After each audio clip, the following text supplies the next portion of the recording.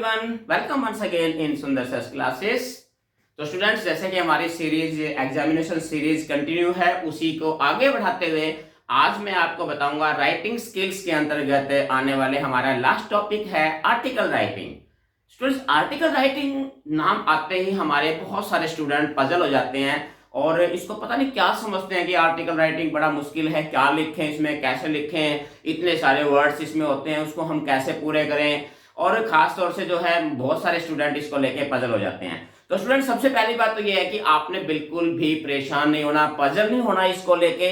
आज मैं जो ट्रिक्स आपको बताने जा रहा हूं, जो तरीका बताने जा रहा हूं आपको, अगर आप उसको ध्यान से अगर आप अपने दिमाग में रखते हो थोड़ा सा, तो आर्टिकल राइटिंग आपके लिए चुटकियों का काम हो जाएगा। आप चुटकी में जो है आर्टिकल राइटिंग लिख सकते हैं। दूसरी बात यह है, कभी भी ये मत सोचना कि किसी भी टॉपिक को जब तक आप उसको कंप्लीट नहीं लिखोगे आपको मार्क्स नहीं मिलेंगे। ऐसा नहीं है। सीबीएसई के पैटर्न के अनुसार हर जो भी आर्टिकल है या आपका नोटिस राइटिंग है, इन्विटेशन है, लेटर है, रिपोर्ट है, व्हाटएवर जो भी है, ये इसके एक निश्चित मार्किंग स्कीम होती है कि कितना लिखने के बाद आपको कितने मार्क्स मिलेंगे। तो ये कभी मत सोचना कि आपको पूरा लिखे बिना आपको मार्क्स नहीं मिलेंगे।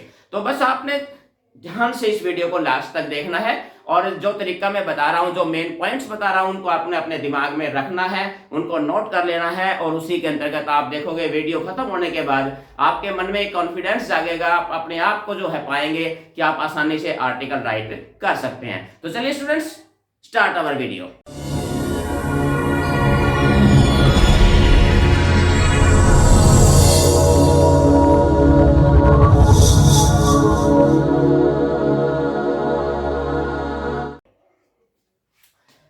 तो स्टूडेंट, सबसे पहले अगर मैं बात करूं इसके कुछ मेन फीचर्स की आर्टिकल राइटिंग की, तो उसके अंदर आप देखिए सबसे पहली बात होती है मार्किंग स्कीम, कि आपको इस चीज का पता होना चाहिए कि मार्किंग स्कीम क्या होती है।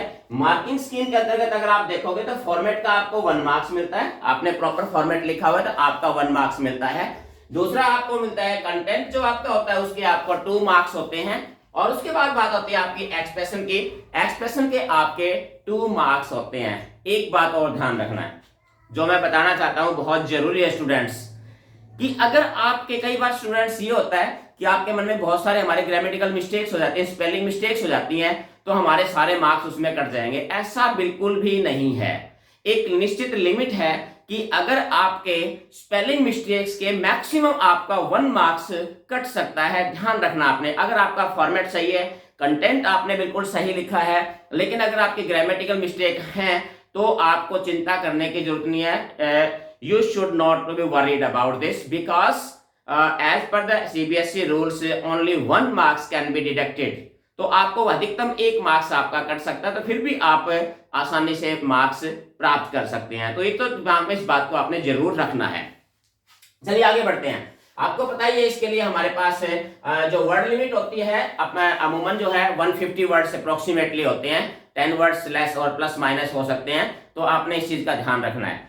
तो इसके बाद अगर हम बात करें, आगे बढ़े, तो आप देखिए सबसे जरूरी चीज क्या है कि जब हम राइट करते हैं, आर्टिकल राइट करते हैं, तो सबसे जरूरी इसमें होता है हेडिंग या हेडलाइन कह सकते हैं आप, हेडिंग। और ध्यान रखना है कि रिपोर्ट राइटिंग के अंदर आपका हेडिंग लंबा हो सकता है, मोर देन जो है कुछ वर्ड्स हो सकते हैं, जैसे सेंटेंस भी हो सकता है, लेकिन ध्यान रखना है कि हेडिंग इसमें 2 to 4 वर्ड्स का, ज्यादा बड़ा हेडिंग और 1 वर्ड का हेडिंग आपने नहीं रखना है। सिंगल वर्ड या मोर देन 4 या ज्यादा, वो फिर वो हेडिंग कम सेंटेंस ज्यादा लगेगा, इसलिए इसमें वो ध्यान से रखना है। कई बार तो आपके सेंटेंस जो है, हेडिंग जो है वो आपके क्वेश्चन पेपर में दिया जाता है, दी बेस्ट है। और अगर हेडिंग नहीं भी दिया गया है तो भी आप अपना हेडिंग एक उसके साथ रिलेवेंट होना चाहिए, जुड़ना चाहिए। जो टॉपिक आप लिख रहे हो, हेडिंग आपका उसी टॉपिक से बिलोंग करना चाहिए। तो ये चीज आपने ध्यान रखनी है, हेडिंग। और हेडिंग के बाद में आपने लिखना है बाई, नीचे वही बाई लिख कर यहां आप अपना नेम लिखेंगे कि आर्टिकल कौन लिख रहा है। और सबसे जरूरी बात ध्यान रख लीजिए स्टूडेंट्स, अगर आपने सही हेडिंग लिख दिया और ये लिख दिया, केवल इतना पोर्शन भी आपने लिख दिया, तो समझ लीजिए आपका 1 मार्क्स हो गया। 1 मार्क्स आपने आगे भी नहीं लिखा तो आपका 1 मार्क्स कंप्लीट है। तो इसीलिए मैं बता रहा हूं कि ध्यान से आप देखिए, अगर आपने प्रॉपर हेडिंग लिख लिया, ये लिखा, तो आपका 1 मार्क्स पक्का हो गया। चलिए अब आगे बढ़ते हैं हम अगले मार्क्स की तरफ। उसके बाद हमने इसको जाना, तो ध्यान रखना है स्टूडेंट्स कि आर्टिकल जो है वो मल्टी पैराग्राफ में होता है। कम से कम आप इसके 3 से 4 पैराग्राफ जरूर बनाइए आर्टिकल के आप। तो इसके अंदर कौन कौन सी जरूरी बातें हैं, किस प्रकार से है, तो वो देखिए एक एक करके मैं आपको बता रहा हूं।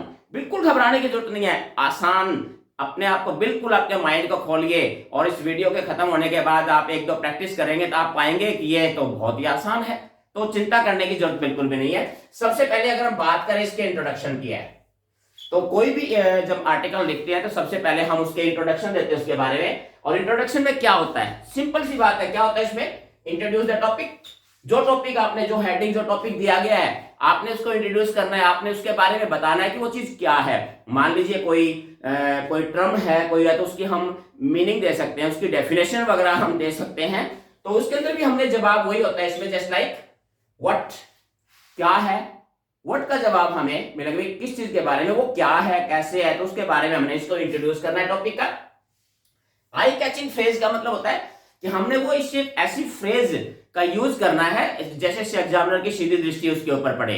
और सबसे बेस्ट तरीका पता क्या होता है आपको इंट्रोड्यूस करने का, इंट्रोडक्शन के अंदर आप अगर कोटेशंस, कोट्स अगर आप लिखते हो, जैसे मान लीजिए सपोज करो एजुकेशन के ऊपर कोई टॉपिक है, या साइंस एंड टेक्नोलॉजी पे है, या फिर पॉपुलेशन पे है, या फिर किसी प्रकार के किसी चीज पे टॉपिक है मान लीजिए, और अगर उससे संबंधित है, अगर आपके पास कोई कोट है, कोई कोटेशन है, तो सोने पे सुहागा है, बेस्ट है। आप, मैं कहता हूं आर्टिकल की शुरुआत ही आप कोटेशन के साथ कीजिए।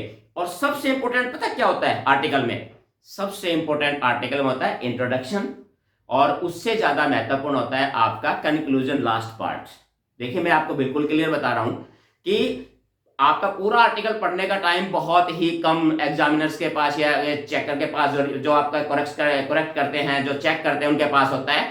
तो मोस्टली एग्जामिनर जो है वो आपका फर्स्ट इंट्रोडक्शन और ज्यादातर जो है कंक्लूजन जो है उसको ज्यादा, तो इसलिए इन दोनों पार्ट्स को आपने मेन फोकस करना है।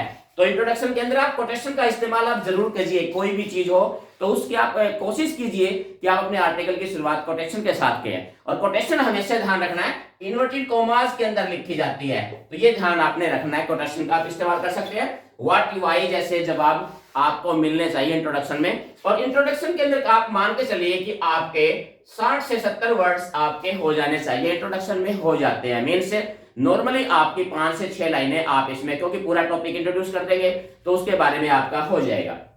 दूसरी बात आती है आपके इसके आर्टिकल की बॉडी की, ये बहुत ही हमारा इंपॉर्टेंट पार्ट है। आप ध्यान करेंगे जो बॉडी है इसके अंदर कम से कम जो है इसमें लिखा है 2 या मोर पैराग्राफ जरूर लिखिए। आर्टिकल का जो बीच का भाग है जो सबसे महत्वपूर्ण होता है इसमें, आप उसको 2 या 3 पैराग्राफ के अंदर बनाइए, एक ही पैराग्राफ में मत समेटिए। कोशिश कीजिए कम से कम 2 पैराग्राफ नहीं 3 पैराग्राफ आप उसको जरूर बनाइए। उसमें हमने लिखना क्या है, क्या लिखेंगे उसके अंदर देखिए लिखोगे आप कॉजेज, जैसे कोई भी कारण, कोई भी चीज है उसके कॉजेज या रीजन लिखेंगे हम। इफेक्ट्स लिख सकते हैं, जैसे साइंस है या डिसिप्लिन है या कोई भी है, किसी प्रकार के टॉपिक, कोई सोशल टॉपिक है या कोई भी किसी प्रकार के टॉपिक है, उसके कॉज हो सकते हैं, इफेक्ट हो सकते हैं, मेरिट और डिमेरिट। जैसे साइंस है मान लीजिए, या टेक्नोलॉजी है, सेलफोन है, डिसिप्लिन है, तो कोई भी जो है उसके बारे में आपने मेरिट और डिमेरिट्स के बारे में लिखोगे। फिर उसके बाद स्टेप्स ऑफ बेटरमेंट, कि अगर कोई प्रॉब्लम है तो उसको सोल्व करने के बेटरमेंट स्टेप्स कौन कौन से हो सकते हैं, आप उसको बेटर कैसे कर सकते हो, तो आपने उसका भी मेंशन करना है। उसके बाद आपने क्या लिखोगे, role of common person, government etcetera.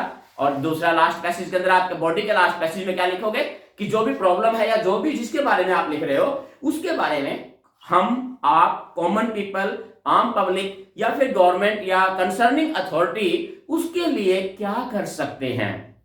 तो रोल ऑफ गवर्नमेंट और कॉमन पर्सन जो है, ओपिनियन उनके, व्यूज उनके, तो आप उसको हम बॉडी के 2nd या 3rd पैराग्राफ में हम उसी चीजों के बारे में लिखेंगे। देखिए एक एक करके आप लिखते जाइए, आपको पता ही नहीं चलेगा कि आपके वर्ड्स कब पूरे हो गए। तो ये आपका तरीका हो जाएगा, आपने बॉडी को इसके अंदर, बॉडी में लास्ट पार्ट इसका आता है सबसे इंपॉर्टेंट। सबसे इंपॉर्टेंट मैं क्यों कह रहा हूं, सबसे इंपॉर्टेंट इसलिए कह रहा हूं क्योंकि सबसे लास्ट में एग्जामिनर को मार्क्स जो है वो लास्ट में ही देने होते हैं। ध्यान रखना, इंट्रोडक्शन स्टार्ट करता है एग्जामिनर पढ़ना और कंक्लूजन के अंदर उसे मार्क्स देने होते हैं। इसलिए अपने कंक्लूजन को मोस्ट इफेक्टिव बनाइए, सबसे ज्यादा प्रभावशाली और इफेक्टिव जो है आप बनाइए, आपके मार्क्स जो है वो पूरे मिलेंगे।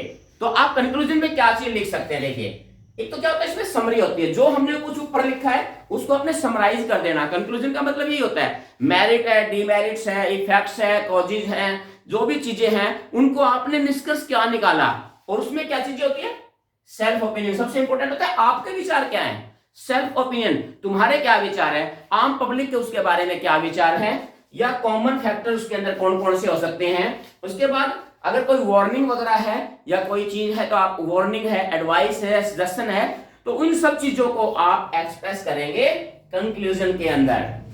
और फिर वही ध्यान रखना है कि अगर पॉसिबल हो तो क्या करना है इसमें, अगर पॉसिबल हो तो इसके अंदर भी आप कोटेशन का इस्तेमाल जरूर कीजिए। यानी कि आर्टिकल की शुरुआत और फिनिशिंग अगर कोटेशन के साथ करते हो तो सोने पे सुहागे वाली बात है, मैक्सिमम मार्क्स आपको मिलेंगे। अब इसमें खास बात क्या है, सबसे इंपॉर्टेंट पार्ट अगर हम इसका लें तो क्या होता है कि आपने क्या करना है जब आप, क्योंकि आर्टिकल मोस्टली जो है आपने किसी चीज के बारे में ले, तो अगर आपके पास उस टॉपिक से संबंधित कोई एविडेंस है, कोई प्रूफ्स हैं, तो आप जरूर मेंशन कीजिए। जैसे मान लीजिए पॉपुलेशन के बारे में है तो आप डेटा दे सकते हैं कि according the census of 2020 2024 so and so like, तो आपके पास अगर कोई एविडेंस, कोई प्रूफ, कोई डेटा है, तो किसी प्रकार का कोई एनालिसिस है आपके पास, तो उसको आप जरूर मेंशन कीजिए, क्योंकि ये चीजें बहुत ही ज्यादा इफेक्टिव होती है, बहुत ज्यादा प्रभाव डालती हैं। साथ ही साथ क्या मैंने बता दिया आपको फिर एक बार कि लास्ट में अंदर आप कोटेशंस का इस्तेमाल भी कर सकते हैं। ये कैचिंग जो है, आई कैचिंग, इसको मैंने शुरू में बोला था आपको, आई कैचिंग कोटेशंस होती हैं या जो डेटाज होते हैं किसी प्रकार के, ये सारे आई कैचिंग होते हैं कि एग्जामिनर की दृष्टि सबसे पहले इन्हीं चीजों पे पड़ती है, तो ये चीजें इफेक्टिव हो सकती हैं आपके लिए बहुत ही ज्यादा। साथ ही साथ देखिए मैंने एक वर्ड यूज किया, ड्राइंग। मैं ड्राइंग के लिए ये नहीं कह रहा कि आपने सारा टाइम इसी में लगा देना, लेकिन हाँ कंक्लूजन के अंदर या जहां भी आपको आर्टिकल में जरूरत पड़े, एक पेंटिंग जो होती है, एक ड्राइंग जो होती है, वो वर्ड से ज्यादा इफेक्टिव होती है। तो अगर आप आर्टिकल के अंदर राइटिंग के समय अगर आपको उससे संबंधित है, अगर कोई छोटा सा कोई ड्राइंग अगर आप बना सकते हो जो एक्सप्रेस करता हो आपके विचार को, आपके व्यूज को कंक्लूजन के अंदर या फिर बॉडी में, तो वो तो समझो कि आपका बहुत ही ज्यादा इफेक्टिव आपका हो जाएगा। तो ये कुछ ऐसी चीजें हैं जिनका अगर आप यूज करेंगे आर्टिकल राइटिंग करते समय, तो आपका जो आर्टिकल है वो बहुत ही ज्यादा इफेक्टिव हो जाएगा स्टूडेंट्स, और एग्जामिनर न चाहते हुए आपको मार्क्स देने पड़ेंगे। तो आपने इन चीजों का ध्यान रखना है। तो एक बार थोड़ा सा क्विक रिवीजन अगर मैं बता दूं आपको, तो ध्यान रखना कि हेडिंग जो है आपका 2 से 4 वर्ड से ज्यादा नहीं होना चाहिए हेडिंग, और उसके बाद रिटन बाय लिख के अपना नेम, या आपका नेम खुद का नहीं बल्कि एग्जाम है अगर आपके स्टेटमेंट में दिया गया क्वेश्चन पेपर में वही नाम आपने लिखना है, अगर नहीं दिया गया तो XYZ लिखेंगे। इतना लिखते आपको 1 मार्क्स पक्का हो जाएगा अगर आपने प्रॉपर ढंग से हेडिंग लिखा है। तो ये चीजें, इसके बाद बात आती है आपकी इंट्रोडक्शन। इंट्रोडक्शन में आपने टॉपिक को इंट्रोड्यूस करना है, आपने कैचेज लिखा है, आपने इस प्रकार की एक्सप्रेशन देनी है, उसमें फ्रेजेस इस प्रकार की देनी है कि एग्जामिनर की सीधी दृष्टि उस पर पड़े, हो पॉसिबल हो तो आप उसमें कोटेशंस का इस्तेमाल कर सकते हैं। आपने क्या करना है कि जब बॉडी लिखते हो तो बॉडी के अंदर आपने कम से कम 2 नहीं तो 2 या 3 पैराग्राफ आपने बॉडी के बनाने हैं जरूर। आपने उसमें कंटेंट आपने लिखना है, कॉजेज, इफेक्ट, मेरिट है, डीमेरिट्स है, स्टेप्स फॉर बेटरमेंट है, रोल ऑफ कॉमन पीपल है, रोल ऑफ योरसेल्फ है, रोल ऑफ गवर्नमेंट है, रोल ऑफ अथॉरिटीज वगैरह है, तो उनका जो है आम पब्लिक उससे संबंधित हमने वो बातें मेंशन करनी है। लास्ट में हमने क्या लिखना है, कंक्लूजन। कंक्लूजन में मैंने आपको बता दिया कि आपका ओपिनियन क्या है या पब्लिक का ओपिनियन क्या है, तो आपने उसका लिखना है। और मैंने अभी बता दिया कि कोटेशंस का इस्तेमाल इंट्रोडक्शन में और कंक्लूजन में मोस्ट पॉसिबल अगर हो सकता है तो आप जरूर कीजिए। उससे संबंधित कोटेशंस जो कुछ एक टॉपिक्स हैं, इंपोर्टेंट टॉपिक्स, उनसे संबंधित कोटेशंस आप जरूर अपने दिमाग में रखिए ताकि आप उन्हें जरूरत के समय यूज कर सकें। तो स्टूडेंट्स अगर आप इस प्रकार से अगर आप अपने आर्टिकल को लिखते हो तो निश्चित तौर पर आपके मार्क्स जो है वो पूरे के पूरे आपको मिलेंगे। तो स्टूडेंट्स ये था मेरा आज का आर्टिकल का टॉपिक है, और उम्मीद करता हूं कि ये टॉपिक से आपको बहुत सहायता मिली होगी आपको आर्टिकल को समझने में। तो स्टूडेंट्स आज के लिए इतना ही, फिर मिलते हैं, तब तक have a nice day, thank you.